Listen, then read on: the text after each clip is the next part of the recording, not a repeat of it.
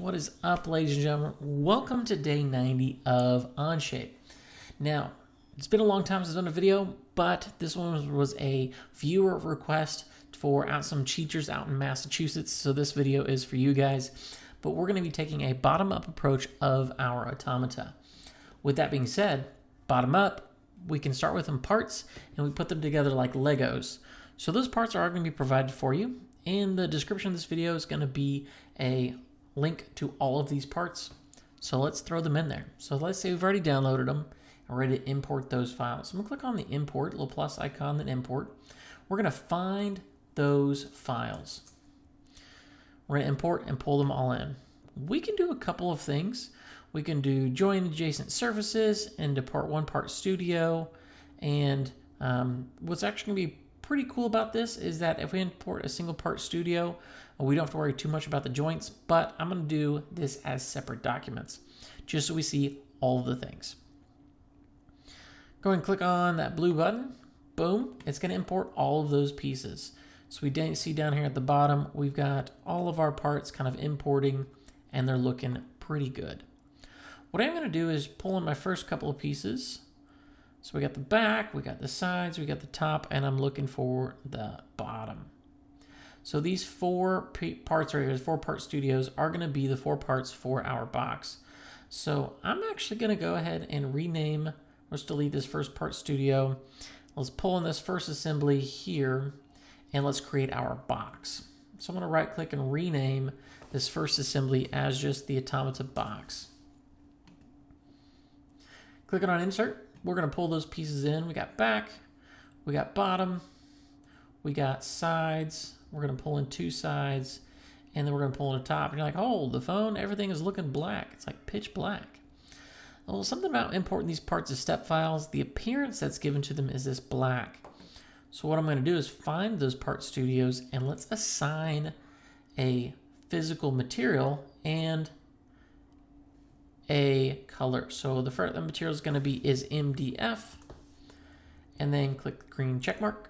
Looks great. Right click and then edit appearance. I'm going to give it this nice brownish color. Looks pretty good. We're going to do the same thing for those other 3 parts. Right click, assign material, MDF for medium density fiberboard, and right click, edit appearance, and then give it that color as well. We're going to do it for those last 2 pieces. Assign material, MDF. There we go. Right click, and then let's also edit appearance. That way our parts look and when we make our drawing file later, we can see that they are of the correct material and they look right. So MDF, here's the last one. And right click, edit appearance, MDF. Looks great so far. And look, our pieces update. Hallelujah. Let's keep rolling. First thing I'm going to do is move my pieces out of the way and look at this bottom portion. We're going to click on mate. And what I'm going to do is zoom in actually, and I'm going to mate the center of that bottom piece to my origin mate. And that'll lock it into a non-movable spot. We're actually locked it into place. We're not pinning anymore. We're using the mates in a really smart way. So let's use our mate again.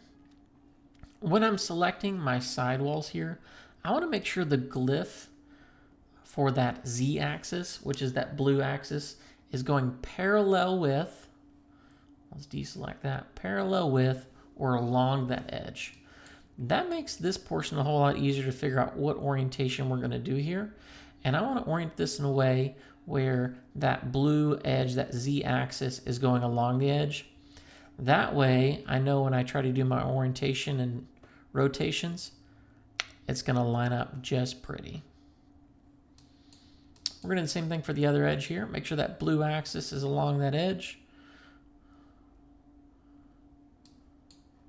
There we go. Do some rotations here to make sure it's right. Boom. Looking great. We've got a couple more to do, so I'm going to do another fasten mate. Zoom in here a little bit closer so I can see it.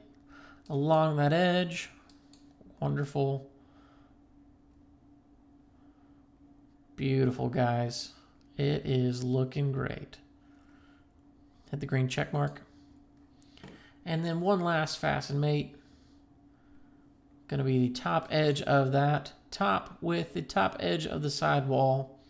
And everything is already looking pretty good.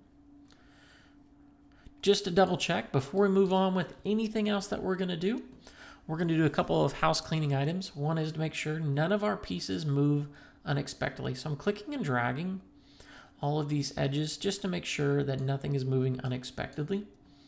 And since I don't need these pieces anymore, I'm actually going to create a new folder. And I'm going to call this box parts. That way I can actually drag and drop all of my box parts in there, knowing they're good to go, the appearance has been made, and we don't need to make any more adjustments. While we're at it, since we're not too long to this video, let's talk about what we're going to be doing next in the next little bit. We're going to finish off with our camshaft, looking at attaching some cams in there, and then wrapping up with our follower rods. All right, guys, we'll sit tight, and we'll see you in the next video.